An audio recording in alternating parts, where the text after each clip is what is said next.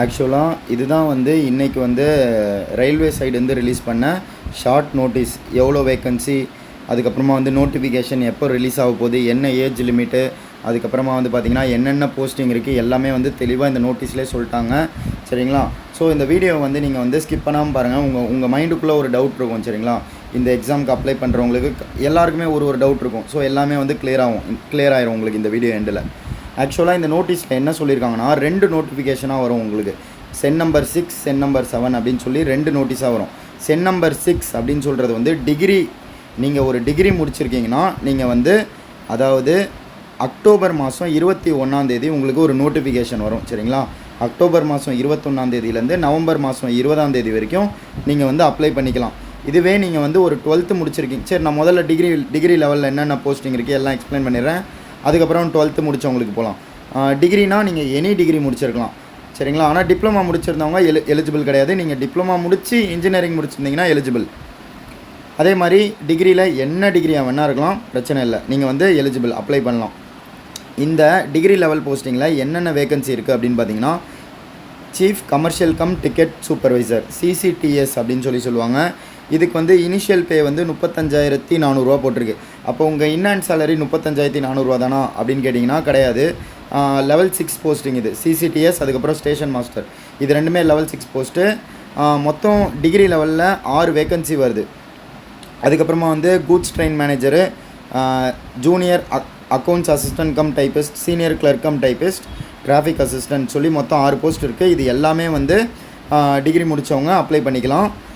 So இதில் வந்து 2 போஸ்டிங்க்கு வந்து சேலரி வந்து உங்களுக்கு 35,400 கொடுத்துருக்காங்க. ஆனால் வந்து 35,400 கிடையாது, பேசிக் பே தான் 35,400. இது போக உங்களுக்கு dearness allowance, HRA house rental allowance, அதுக்கப்புறம் ட்ராவலிங் அலவன்ஸு, டிரான்ஸ்போர்ட் அலவன்ஸுன்னு சொல்லி எக்கச்சக்க அலவன்ஸ் இருக்கும். சரிங்களா? ஸோ அதெல்லாம் சேர்த்து ஸ்டார்டிங்கே நீங்கள் வந்து இந்த CCTS போஸ்ட்லேயோ இல்லை ஸ்டேஷன் மாஸ்டர் போஸ்டிங்லேயோ செலக்ட் ஆனீங்கன்னா நீங்கள் அப்பாயிண்ட் ஆன முதல் மந்த்லேயே வந்து ஒரு 65,000 இன்ஹேண்ட் சேலரியே. சரிங்களா? உங்களுக்கு இந்த NPS இதெல்லாம் பிடிச்சது போக இந்த பென்ஷனுன்னு சொல்லி ஒரு 4,000 அது மாதிரி பிடிப்பாங்க. அது போகவே உங்களுக்கு வந்து இன்ஹேண்ட் சேலரியே வந்து 65,000 வரும் இந்த 2 போஸ்டிங்கில் செலக்ட் ஆனீங்கன்னா.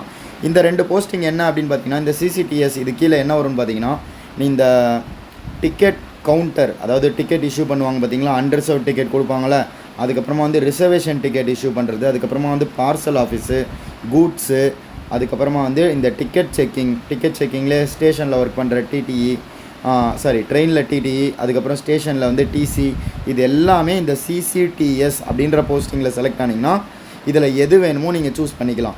அதுக்கப்புறம் ஸ்டேஷன் மாஸ்டர் எல்லாருக்குமே தெரியும், ஒரு ஸ்டேஷனில் உங்களை ஸ்டேஷன் மாஸ்டர் அப்பாயின்ட் பண்ணிடுவாங்க. அதுக்கப்புறமா இந்த goods train manager, JAA senior clerk, இந்த 3 போஸ்டிங்க்கு வந்து பார்த்திங்கன்னா சேலரி வந்து 29,200 போட்டிருக்கு. இது வந்து இன்ஹேண்ட் சேலரி கிடையாது, இது ஜஸ்ட் பேசிக் பே தான். இதுக்கும் அலவன்ஸ்லாம் சேர்த்து உங்களுக்கு இனிஷியலாகவே வந்து ஒரு 56,000 58,000 வந்து கைக்கு வந்து வரும். அதுக்கப்புறமா வந்து பார்த்திங்கன்னா இதில் வந்து கூட்ஸ் ட்ரெயின் மேனேஜர்னால் உங்களுக்கு தெரியல, கூட்ஸ் கார்டு இந்த ட்ரெயினுக்கு பின்னாடி இருந்து கொடி காமிப்பாங்க பாருங்கள். அதுக்கப்புறமா இந்த JAA, அதுக்கப்புறம் சீனியர் கிளர்க், இது ரெண்டுமே வந்து உங்களுக்கு வந்து ஆஃபீஸ் ஒர்க்கு. வாரத்துக்கு வந்து 5 நாள் வேலை, 2 நாள் லீவு, அதுக்கப்புறம் எல்லா கவர்மெண்ட் ஹாலிடேவும் லீவு, அந்த மாதிரி இது வந்து ஒரு ஆஃபீஸ் ஒர்க். காலையில் போனீங்கன்னா காலையில் ஒரு 10 மணிக்கு போனீங்கன்னா ஈவினிங் வந்து வீட்டுக்கு வந்துடுவீங்க. ஈவினிங் ஒரு 5:30க்கு வேலை முடிஞ்சிடும். அந்த மாதிரி வேலை இந்த JAAயும் சீனியர் கிளர்க்கும், இந்த கேர்ள்ஸுக்குலாம் வந்து இந்த ஜாப் வந்து சூப்பராகவே இருக்கும். ரிமைனிங் உள்ளது எல்லாமே வந்து உங்களுக்கு வந்து பார்த்திங்கன்னா ஷிஃப்ட் வைஸ் வரும். Morning duty, evening duty, night duty, இந்த மாதிரி வரும். சரிங்களா? அதுக்கப்புறம் டிராஃபிக் அசிஸ்டண்ட், இது வந்து லெவல் 4. இது வந்து இதுக்கு முன்னாடி நோட்டிஃபிகேஷனில் இந்த போஸ்டிங் இல்லை, இப்போ வந்து ஆட் பண்ணியிருக்காங்க. சரிங்களா? டிராஃபிக் அசிஸ்டண்ட்டு இது மேக்ஸிமம் பார்த்திங்கன்னா எல்லா ஜோன்லேயும் இருக்காது, சில ஜோனில் மட்டும்தான் இந்த வேக்கன்சி வந்து இருக்கும். ஸோ இதுக்கு யாரெல்லாம் அப்ளை பண்ணலாம் அப்படின்னு பார்த்தீங்கன்னா, உங்களோட ஏஜ் லிமிட் வந்து மினிமம் 18 இருக்கணும். மேக்ஸிமம் வந்து நீங்கள் அன்ரிசர்வ்டு கேட்டகரியில் இருக்கீங்கன்னா 33 வயசு வரைக்கும் நீங்கள் அப்ளை பண்ணிக்கலாம். இதுவே நீங்கள் OBC கேஸ்ட்டு கீழே வரீங்கன்னா நீங்கள் வந்து OBCனா BC, MBC இந்த எல்லா கேஸ்ட்டுமே வந்துடுவீங்க OBC கீழே. ஸோ அவங்களாம் வந்து 36 வயசு வரைக்கும் அப்ளை பண்ணிக்கலாம். SC, ST இந்த 2 கேட்டகரியில் இருந்தீங்கன்னா நீங்கள் வந்து 38 வயசு வரைக்கும் அப்ளை பண்ணிக்கலாம். டோட்டல் வேக்கன்சி வந்து 5,800 வேக்கன்சி. சரிங்களா? நோட்டிஃபிகேஷன் வந்தோன்னே நம்ம எப்படி அப்ளை பண்ணணும்னு சொல்லி தெளிவாக வீடியோ போடுவோம். புரிஞ்சிருச்சா? இவ்வளோ தான் வந்து கிராஜுவேஷனுக்கான நோட்டிஃபிகேஷன். அண்டர் கிராஜுவேட்டுக்கான வேக்கன்சி எவ்வளோ அப்படின்னு பார்த்தீங்கன்னா 3,050 வேக்கன்சி. சரிங்களா? இது வந்து எப்போ வந்து உங்களுக்கு நோட்டிஃபிகேஷன் ரிலீஸ் ஆகும்னா, கிராஜுவேஷன் நோட்டிஃபிகேஷன் ரிலீஸ் ஆகி ஒரு வாரத்தில் அண்டர் கிராஜுவேஷனுக்கான நோட்டிஃபிகேஷன் ரிலீஸ் ஆகும். இது வந்து அக்டோபர் 28ஆம் தேதியிலேருந்து நவம்பர் 27 வரைக்கும் நீங்கள் வந்து இந்த நோட்டிஃபிகேஷனுக்கு அப்ளை பண்ணிக்கலாம். இதுக்கு வந்து நீங்கள் 12th முடிச்சிருக்கணும், கம்பல்சரி 12th முடிச்சிருந்தா நீங்கள் எலிஜிபிள். நான் வந்து 12th முடிச்சுட்டு டிகிரி முடிச்சிருக்கேன், அப்போ நான் அப்ளை பண்ணலாமான்னு கேட்டால் நீங்கள் அப்ளை பண்ணலாம். ரெண்டுத்துக்குமே நீங்கள் அப்ளை பண்ணலாம். 12th முடிச்சுட்டு தான் மேக்ஸிமம் எல்லாருமே டிகிரி பண்ணியிருப்பீங்க சரிங்களா. சில பேர் வந்து டிப்ளமா முடிச்சுட்டு இன்ஜினியரிங் பண்ணியிருப்பீங்க. அப்படி நீங்கள் டிப்ளமா முடிச்சு இன்ஜினியரிங் பண்ணியிருந்தீங்கன்னா நீங்கள் கிராஜுவேஷனுக்கு மட்டும் தான் அப்ளை பண்ண முடியும், அண்டர் கிராஜுவேஷனுக்கு அப்ளை பண்ண முடியாது சரிங்களா. ஸோ இந்த அண்டர் கிராஜுவேஷனில் வந்து பார்த்திங்கன்னா சிசிடிசி, அதுக்கப்புறமா வந்து account clerk cum typist, junior clerk cum typist, train clerk அப்படின்னு சொல்லி மொத்தம் ஒரு 4 போஸ்டிங் இருக்குது. இந்த சிசிடிசி அப்படின்னா என்னென்னு பார்த்தீங்கன்னா, இங்கே டிகிரி லெவலில் சிசிடிஎஸ்ன்னு ஒன்று பார்த்தீங்களா, அதுதான் வந்து இங்கே 12th லெவலில் சிசிடிசி. இந்த சிசிடிசி தான் வந்து ப்ரொமோட் ஆகி சீனியர் சிசிடிசி ஆவாங்க, அதுக்கப்புறமா சிசிடிஎஸ் ஆவாங்க. 2 ப்ரொமோஷனுக்கு அப்புறம் தான் நீங்கள் வந்து இந்த 12th லெவல்லேருந்து இந்த டிகிரி லெவல் போஸ்டிங்கே போக முடியும். நீங்கள் டேரெக்டாக கிளியர் பண்ணிட்டீங்கன்னா டேரெக்டாக வேலை வாங்கிக்கலாம். ஸோ அதே வேலை தான், அவங்க அங்கே என்ன வேலை செய்ய போகிறாங்களோ இங்கே நீங்கள் அதே வேலை தான் செய்வீங்க. சேலரி மட்டும்தான் டிஃப்ரெண்ட் ஆகும். ஏன்னா வந்து இங்கே 12th லெவலில் செலக்ட் ஆகிறீங்களா, அங்கே என்ன டிகிரி லெவலில், அவ்வளோதான்.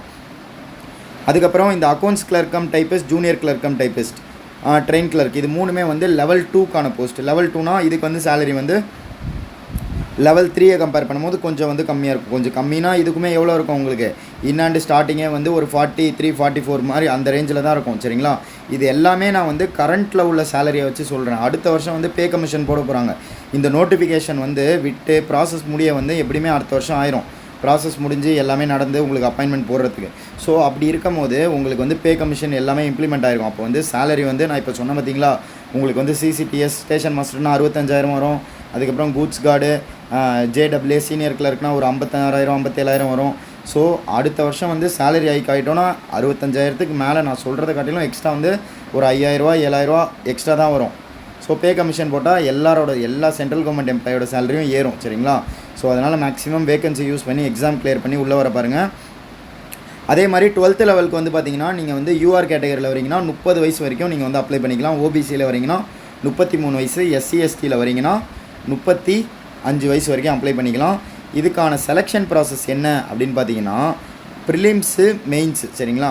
ஒரு first round second round exam. இந்த ஸ்டேஷன் மாஸ்டர் இந்த போஸ்டிங்க்கு மட்டும் உங்களுக்கு வந்து சைக்காலஜி அப்படின்னு சொல்லி ஒரு எக்ஸாம் வைப்பாங்க. சைக்காலஜினா அது வந்து இந்த ஸ்டேஷன் மாஸ்டர் அப்படின்றது ஆப்ரேட்டிங் டிபார்ட்மெண்ட் சரிங்களா. So safety post. இதுக்கு வந்து உங்கள் கான்சன்ட்ரேஷன், மெமரி பவர் இதெல்லாம் டெஸ்ட் பண்ணுற மாதிரி இருக்கும் சைக்காலஜின்றது.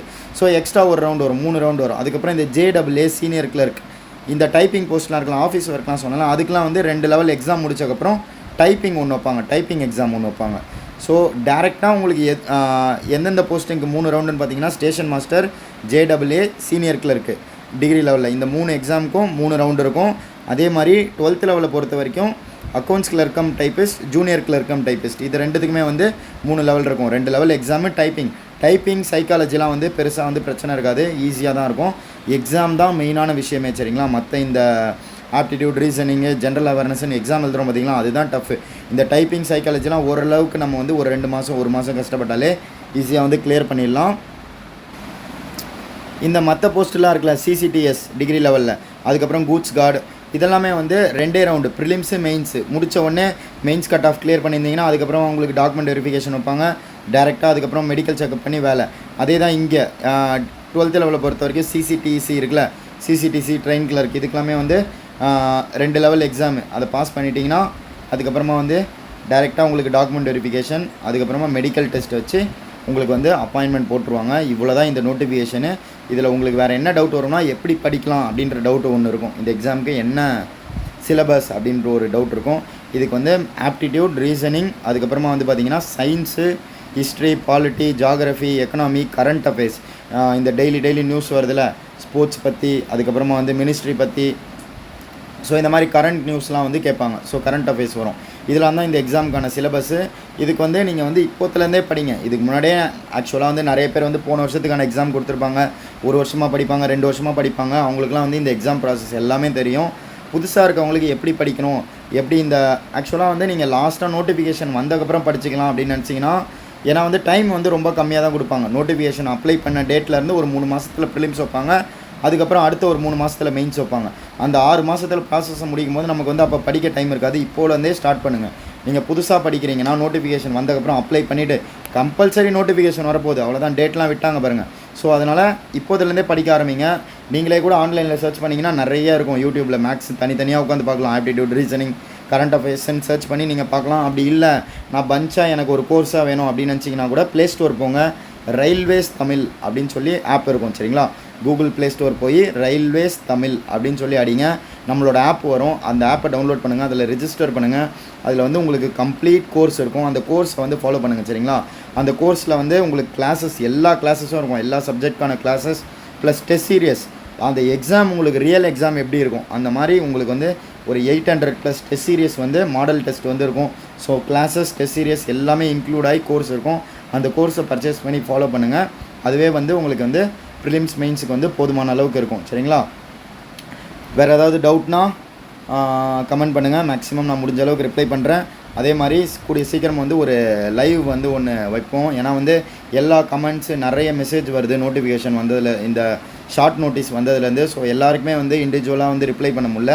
ஸோ வந்து கூடிய சீக்கிரம் வந்து நான் சொல்கிறேன், நாளைக்கே கூட எப்போ லைவ் அப்படின்னு சொல்லி டைமிங் சொல்கிறேன். அந்த லைவில் வந்து உங்களுக்கு இதேமாரி வேறு ஏதாவது டவுட் இந்த நோட்டீஸ் பற்றி, இல்லை இந்த நோட்டிஃபிகேஷன் பற்றி, இந்த எக்ஸாம் பற்றி ஏதாச்சும் டவுட் இருந்தால் நீங்கள் வந்து அந்த லைவில் வந்து கேளுங்க. உங்களுக்கு வந்து நான் வந்து ரிப்ளை பண்ணுற மக்களே சரிங்களா.